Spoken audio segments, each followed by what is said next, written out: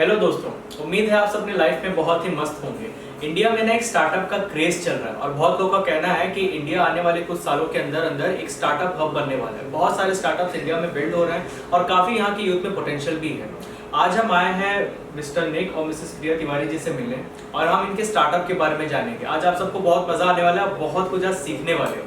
आज हम ये देखेंगे कि कैसे एक स्टार्टअप जो ₹1 से स्टार्ट हुआ आज अपने कॉम्पिटिटर्स के साथ मिलकर आगे बढ़ रहा है और कॉर्पोरेट वर्ल्ड में अपनी एक जगह बना चुका है। So please tell us about your startup. Thank you, Viren, for this opportunity. Hello, friends. My name is Nick Dominic, and she is Priya.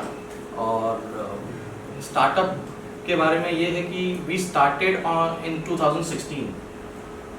सोचा था कि मतलब कैसे चलेगा when you don't have a single penny in your pocket, मतलब आपके पास कुछ भी ना हो, and when we borrow something from someone, तो कहते हैं ना कि कुछ ना कुछ एक बात लोगों में फैलती है कि मैंने इसकी मदद की है, मैंने उसकी मदद की है। तो गाइस मेरा भी कुछ ऐसी स्टोरी है। मतलब मैंने जब अपने ही फ्रेंड को बोला कि यार मुझे तेरा पीसी है जो तू यूज़ नहीं कर रहा है एक्चुअली, तो मुझे दे दे। तो ही सेड यार मैं दे तो दूंगा बट यू हैव टू पे मी फॉर दैट। तो आई सेड ओके चल यार, but I can't give you right away because recently I lost my father in 2014। तो I was totally on zero, मेरे पास कुछ भी नहीं था, not even a single penny in my pocket. So 5000 का पीसी उसने मुझे 15,000 में बेच दिया। सो आई थॉट यार चल ठीक है, हम EMI पे ले रहे हैं तो देना ज़रूरी है, हमने दे दिया। धीरे धीरे धीरे धीरे वी केम टू नो कि भैया वो 5000 का पीसी था एंड 15,000 उसने हमसे ले लिया, वसूला है। बट यस, उस दिन की एक खुशी थी कि उस दिन मेरे पास सिर्फ ₹1 था कि भाई ₹1 पे आई हैव स्टार्टेड अप। कि एक पीसी से हम दोनों ने शुरुआत करी, जहाँ दिन में ये काम करते थे और रात में मैं काम करता था। मतलब हम दोनों बिजी रहते थे अपने अपने शेड्यूल्स में, और कई दिनों तो हम दोनों भी एक दूसरे की शक्ल भी नहीं देख पाते थे कि मतलब कैसे होगा। धीरे धीरे we have started up with 2 PC। अब हमारे पास थोड़ा सा क्लाइंट्स आ गए, थोड़ा फंडिंग जमा होने लग गया, तो हमने फिर 1 से 2 PC कर लिए। अब 2 PC के तो हमने एक स्टाफ के बारे में सोचा कि चलो एक स्टाफ रख लेते हैं।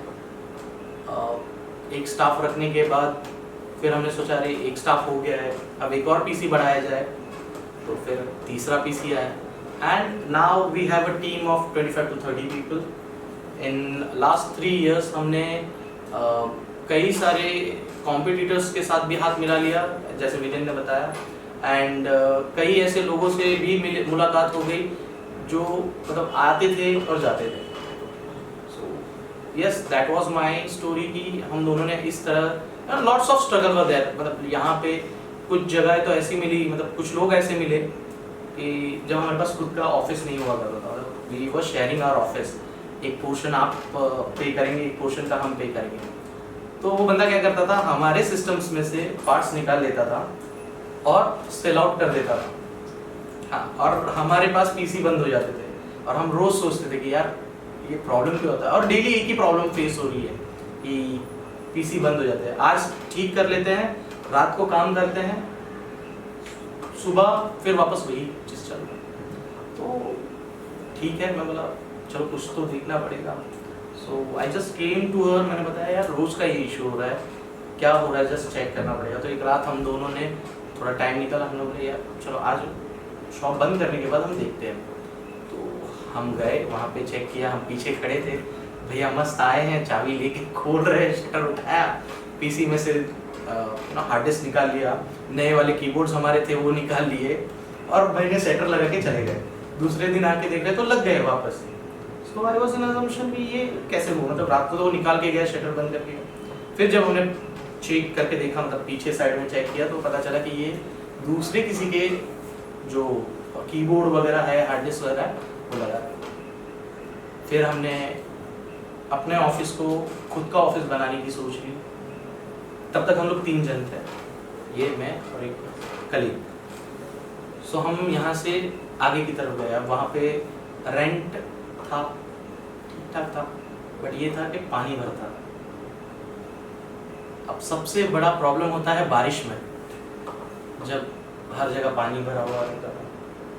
तो हम इस टेबल के नीचे पत्थर, ईंट आती है ना, ईंटें लगा के उसको ऊपर रखते थे। And chairs, plastic chairs use करते थे उस टाइम पे, उसके ऊपर भी ईंट लगा देते थे ताकि वो थोड़ा हाइट मिल जाए। और उस ड्यूरेशन में हमने अपना काम स्टार्ट किया and that was the first struggle for me, क्योंकि प्रॉब्लम ये होती थी कि हम तो आ जाएंगे because it's our business, staff कैसे आएगा। यस, हमने उनको भी कन्विंस किया, उनको भी बताया कि हमें इस तरीके का कुछ करना है, तुम आ जाओ, तुम्हारे लिए भी कुछ फ़ायदा है। यस, देखिए हमारे पास तो है, आज भी वो लोग जुड़े हुए हैं हमारे साथ। थोड़ा बैक में चलती, तो आपने अपने स्टार्टअप के बारे में बताया, कॉलेज लाइफ आप लोग की कैसी रही है, मतलब वो कॉलेज के दिन कैसे थे? आमतौर पर हम देखते हैं ना कि जो स्टार्टअप वाले आइडियाज़ होती है यंगस्टर्स में कॉलेज के टाइम पे कहीं ना कहीं दिमाग में आ जाते हैं। लाइफ में होता है ना मैच्योरिटी कॉलेज में जाकर आती है कि कुछ कर गुजरना है, कुछ कर दिखाना है, वो सब। तो ये कॉलेज में कैसी लाइफ थी आप लोग की? अबाउट माई स्कूलिंग, तो यस, आई वॉज अ सरकारी स्टूडेंट का बच्चा भैया, मैं तो सरकारी स्कूल में पला बड़ा हूँ। तो मेरी लाइफ कुछ खास नहीं थी, इंटरेस्टिंग नहीं थी। बैक बेंचर था, तो टीचर्स हमेशा एक ही बात बोलती थी, भैया क्या होगा तेरा, मतलब इनसे सीखो, ये कोई फर्स्ट बेंचर्स है, उनके साथ रहा करो, बहुत आगे जाओगे। तो ऐसे चलो भैया फर्स्ट बेंचर्स के साथ रहते हैं। एक दो दिन ट्राई किया, बाद में वो एटीट्यूड नहीं आ रहा था, वो मैच नहीं मिल रहे थे। मैं 8th में था, तब मुझे याद आया कि यार पैसा बहुत बड़ी चीज़ है, पैसा हर चीज़ को अपना बना देता है। So when I was in 8th, I have decided कि मुझे कहीं जॉब नहीं करना, मुझे कुछ तो करना है, अलग कुछ करना है। मैं 8th में था, तो 8th में ही मैंने प्लान बना लिया। माय विजन वाज सेट कि मुझे खुद का बिजनेस स्टार्ट करना है। ये कॉलेज में नहीं, स्कूल में ही डिसाइड कर लिया था? मैंने 8th में ही ये डिसाइड किया था कि मुझे बिजनेस करना है, because honestly speaking we are Gujaratis, हम गुजराती हैं, तो गुजरातियों का ना माइंडसेट एकदम खुला होता है। भाई कहीं पण थाय धंधो आपड़ो करवो छे, धंधा मतलब गुजराती, छाछ पीवानो, बिजनेस करवानो, एकदम मजानी लाइफ, जलसा, ठीक है। So that was the motivational thing for me, मैंने वो चीज़ देखी थी। अब यू नो फिर करूँ तो किस फील्ड में करूँ, बिकॉज कंपटीशन हर जगह पे, कुछ तो नया चाहिए। तो मैं कॉलेज में गया तो कॉल सेंटर्स वहाँ चलते थे, दिल्ली में तो बहुत सारे कॉल सेंटर थे, मुंबई में भी बहुत सारे तब हुआ करते थे। तब तो रिलायंस सबसे बड़ा नाम हुआ करता था कि भैया तुम 10th पास हो ना तो भी आ जाओ, तुम जॉब करो। तो मैं मॉर्निंग में कॉलेज अटेंड करता था और इवनिंग में शिफ्ट करता था। 6 to 2 की मेरी फिक्स शिफ्ट होती थी। बहुत लोगों ने मुझे उस टाइम पे भी सपोर्ट किया, बट कहते ना इंसान में पैसों की भूख बहुत ज़्यादा होती है, कभी ख़त्म नहीं होती, तो मेरे अंदर भी वैसी ही है। तो मैं कॉलेज में मैंने एक नया आइडिया कॉन्सेप्ट निकाला कि भैया तुम्हारे नोट्स इनकम्प्लीट है, तुम मेरे पास आओ, यू पे मी 500 रुपीज़, मैं आपकी एक बुक कंप्लीट करके दूंगा, ठीक है। तो पहले तो मैंने स्टार्टअप किया कि भैया पहले अपने दोस्तों को बुलवाए, चल तेरे नोट्स कंप्लीट करके देता हूँ, तू पार्टी दे दे। अब मुझे पता चल गया कि यार लोगों को इस चीज़ की बहुत ज़्यादा ज़रूरत है। So that was my first initial idea कि भैया तुम आओ, तुम अपने बुक्स दो और मैं तुम्हारा होमवर्क या फिर तुम्हारे नोट्स, तुम्हारे प्रीलिम्स जो भी है तुम्हारा सब कंप्लीट करके दूंगा, बट यू हैव टू पे मी फॉर वन बुक 500 बार। मैं फर्स्ट ईयर में था और मुझे ग्रेजुएशन के स्टूडेंट, लास्ट ईयर के स्टूडेंट्स भी जानते थे, बिकॉज वो सब अपने नोट्स कंप्लीट करवाने मेरे पास आते थे and I was like very happy. अरे चल यार, सीनियर्स के भी बुक आप कंप्लीट करके दे रहे हैं, मुझे वो कंप्लीट हो रहा है नहीं हो रहा है उससे मतलब नहीं है, I am getting 500 rupees each book. तो सबसे अच्छी बात ये थी कि भैया 500 रुपये तो आ रहे हैं। 10 भी दोस्तों ने एक बुक भी कंप्लीट करवा दी, तो 5000 मैंने एक दिन में बना लिए। Because yes I was having a very, मेरी हैंडराइटिंग इतनी अच्छी नहीं थी, बट ये था कि मेरा स्पीड बहुत ज़्यादा था। मैं एक बार कोई सेंटेंस या स्टेटमेंट देख लेता हूँ तो I can write it very fast. तो यस, क्योंकि टाइपिंग करने में भी हमको सोचना पड़ता है, बट राइटिंग में कभी सोचना नहीं पड़ता ना, फटाफट देख के उतारते जाओ, बस निकालना ही तो आता है। किसी एक की बुक ले लो, भाई हाँ दे, कल मिल जाएगी, रात भर बैठ के लिखते रहो लिखते रहो लिखते रहो। दूसरे दिन क्या करना है, भाई तेरी बुक ले, मेरे को तेरी बुक ले, जाना है, चादर लेना है, सो जाना है। भैया 5000 जमा हो गए। पेरेंट्स को पता थी ये बात? बस ये चीज़ें कोई पेरेंट्स को नहीं पता था तो मैं, बट हाँ इस चीज़ में मेरी सिस्टर को ये बात पता थी कि मेरा भाई कभी खुद की बुक्स कंप्लीट करे ना करे दूसरों की करके देता है। भाई खुद की करोगे तो कौन पैसा देगा, वो तो तुम्हारे लिए कर रहे हो, और दूसरों की कर रहे हो तो पैसे तो मिल रहे हैं। तो वही चीज़ था, सबके सरों पे छत है। बट एक और चीज़ ड्यू टू कोविड-19 हम सब ने सीखी है, मेडिकल सर्विस। एम्बुलेंसेस मिल नहीं रही थी कोविड में, हमने तभी एप्लीकेशन लॉन्च कर दी थी, मतलब हम प्लान कर रहे थे कि उसको लॉन्च करना है। हमने उस टाइम पे इसलिए नहीं की क्योंकि लोगों में वो फेथ नहीं आएगा कि लोग क्या सोचेंगे कि ये भी लूटने के लिए आ गए मार्केट में, इसलिए हमने जाने दिया भैया Covid. I am not here to make money from this application, I am here to give 100% satisfaction to the people who are in really need. Selfless service आपका। एग्जैक्टली, मतलब किसी को ये करने का जरूरत ही नहीं है कि हमको कितना पे करना पड़ेगा। भैया नॉमिनल रेट है, आप एप्लीकेशन से बुक करें, जो रेट होगा वो किलोमीटर के हिसाब से डिवाइडेड होगा, डिसाइडेड होगा, आपको वही पे करना है। कोई ये नहीं बोल सकता कि भैया आपको 10,000 देना, 15,000 नहीं, एप्लीकेशन पे जितना लिखा आपको उतना ही पे करना। So that would be self made India. भैया मैं उतना ही दूंगा जो वहाँ दिख रहा है, जो मतलब बोलते हैं ना एक चार्ट है जिसपे लिखा हुआ है कि भैया फिक्स रेट है, इतना है, आपको उतना ही भरना है, उसके अबव आपसे कोई चार्ज नहीं करेगा। और मेडिकल सर्विसेज में एम्बुलेंस को ना टैक्स लगता है ना टोल लगता है, तो बेसिकली कस्टमर्स के लिए और ज़्यादा बेनिफिट होगा, उनको और ज़्यादा अच्छा लगेगा। बिकॉज लोगों की सोच है कि मेडिकल टर्म्स में ही उनको सबसे ज़्यादा पैसा यूटिलाइज होता है। एक बंदा जब हॉस्पिटल जाता है तो वो अकेला हॉस्पिटल नहीं जाता, वो अपने साथ अपनी कोई फैमिली को लेके जाता है। जब एम्बुलेंस नहीं मिलती तब घर वाले परेशान, एम्बुलेंस मिल गई तो चार्जेस के लिए परेशान, चार्जेस मिल गए डॉक्टर के पास जाता है, डॉक्टर अच्छा सर्दी जुकाम है तो भी तुम कोविड टेस्ट करवा लो 2,000 रुपये, एक्सरे करवाना है यहाँ से करवा लो 2,500। वो सबसे ज़्यादा उसी टाइम पे परेशान होता है।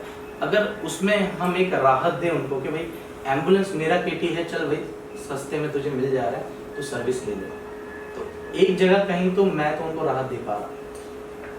शायद मेरे जैसे और भी कई यंगस्टर्स होंगे या यूथ होंगे जो ये सोचते होंगे मैं भी किसी चीज़ में हेल्प कर दूँ अपनी कंट्री को, बस उसी के लिए एक छोटा सा मिशन स्टार्ट किया है। और कॉन्सेप्ट इसमें नया ऐड ऑन किया है कि जो हम दोनों की कोशिश है, दोनों की ही नहीं पूरे FTGS परिवार की और गो ऑन लाइफ परिवार की एक कोशिश है कि हम यहाँ पे ना पुलिस कंट्रोल रूम से भी हेल्प लें, क्योंकि हमने देखा है कि जब भी एम्बुलेंस गुजरती है ना तो ट्रैफिक क्लियर करने के बजाय लोग और ट्रैफिक करते हैं वहाँ पे।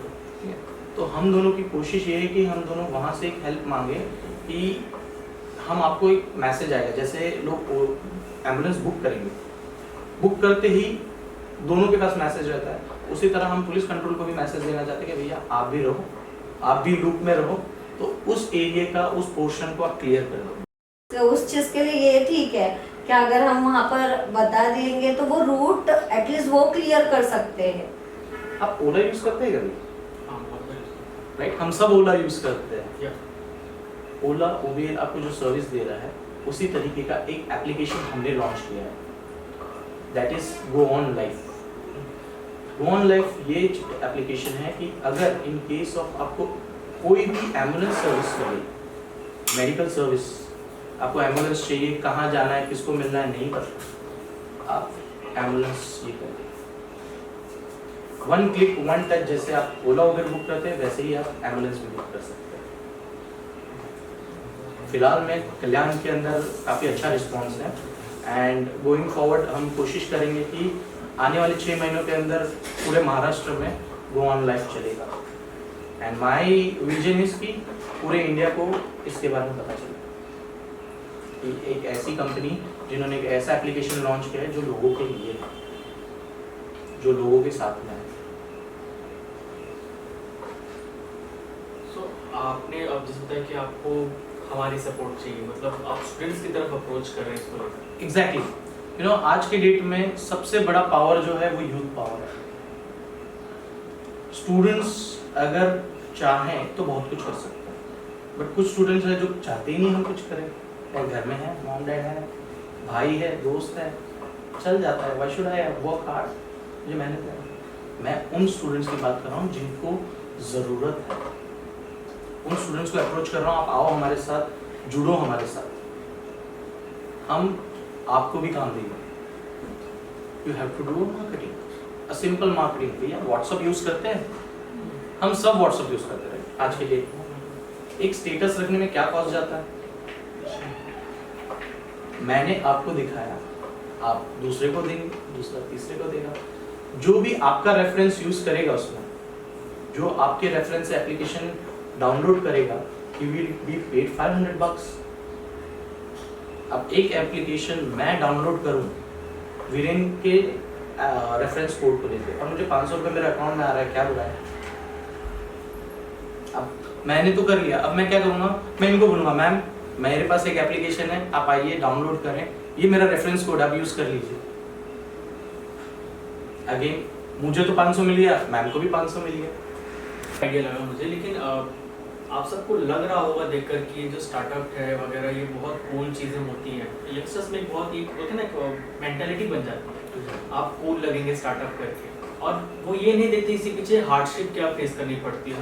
हर सक्सेसफुल इंसान के पीछे एक बहुत लंबी स्ट्रगल लाइफ भी होती है, एक रात का खेल तो नहीं होता ये सब, बहुत सारे हार्डशिप। जैसे कि आपने कुछ और बताया, मैं चाहता हूँ आप थोड़ा और डिटेल में बताइए कि आपने और क्या क्या इसमें हार्डशिप फेस की, ये एम्बुलेंस वाले प्रोग्राम में भी, एज वेल एज जो आपका डेटा मैनेजमेंट का जो सिस्टम है उसमें भी आपने बहुत फेस किए होंगे, तो प्लीज़ ऑडियंस को बताइए। It was a challenge job for us. मतलब पहली चीज़ तो ये है कि हम जिस लोकेशन पे हैं तो वहाँ पे क्राउड मिलना थोड़ा डिफिकल्ट होता है।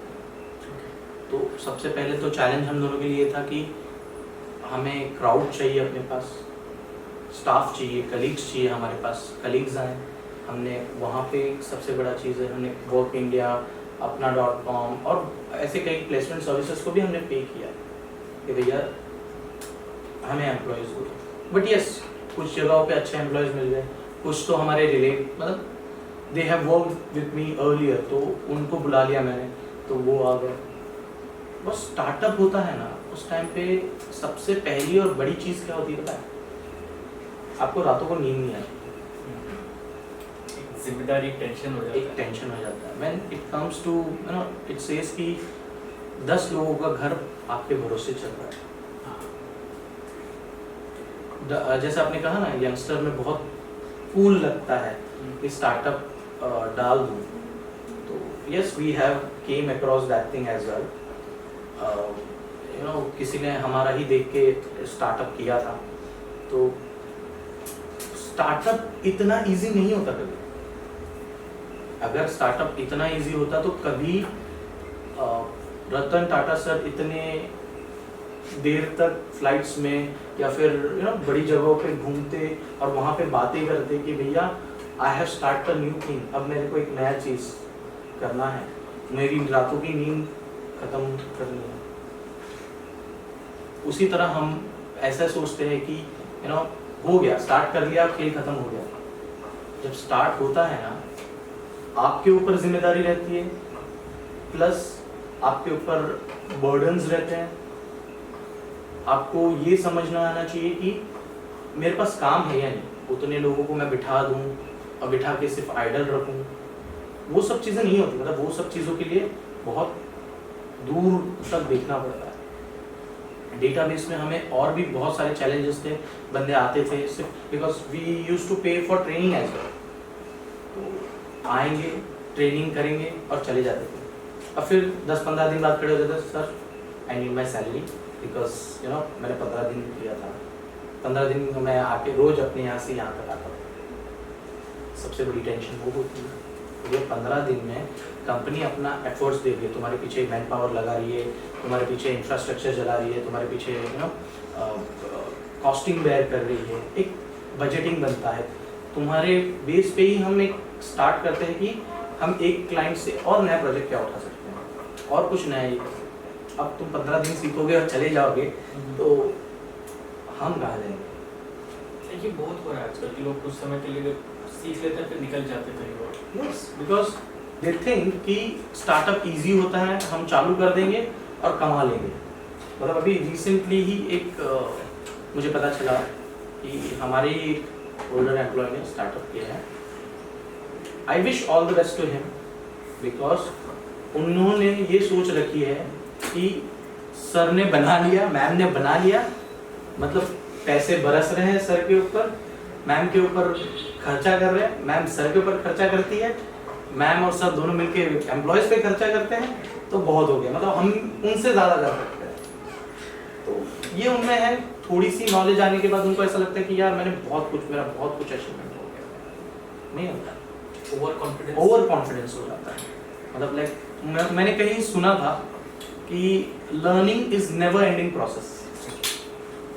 आज with the grace of God we can say I am still startup. भले हम 25-30 लोगों की टीम है, हम दोनों और भी सेक्टर्स में है, मल्टीपल सेक्टर्स में है, फिर भी मैं अपने आप को स्टार्टअप इसलिए मानता हूँ क्योंकि बॉस जब तक लाइफ है तब तक मेरे लर्निंग्स कभी खत्म नहीं होंगे, और जब तक मेरे लर्निंग्स खत्म नहीं होंगे मैं स्टार्टअप ही रहूँगा।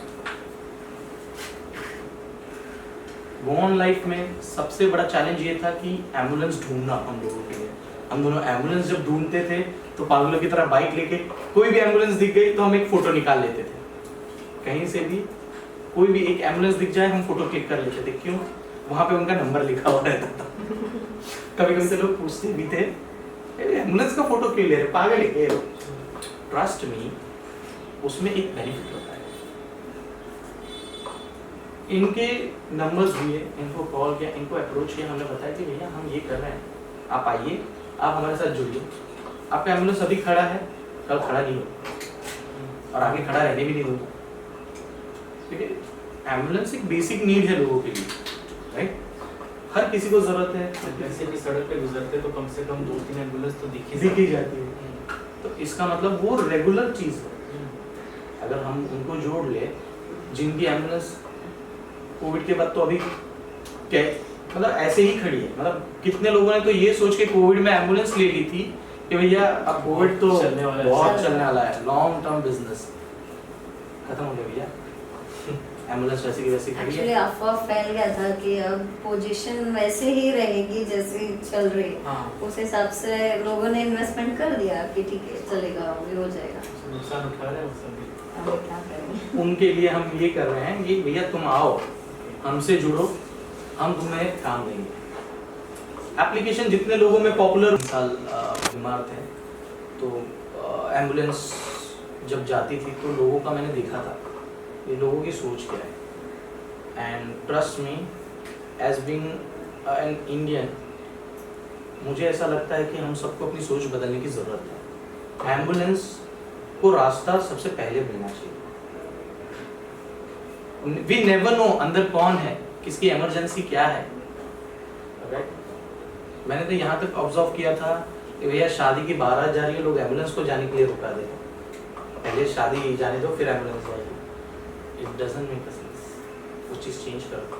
बहुत लोग हैं जो सपोर्ट करते हैं, जो एम्बुलेंस के लिए रास्ता बना देते हैं, और कुछ अड़ियल घोड़े बोल सकते हैं उनको कि भैया पहले मेरा काम, बाद में बाकी होगा।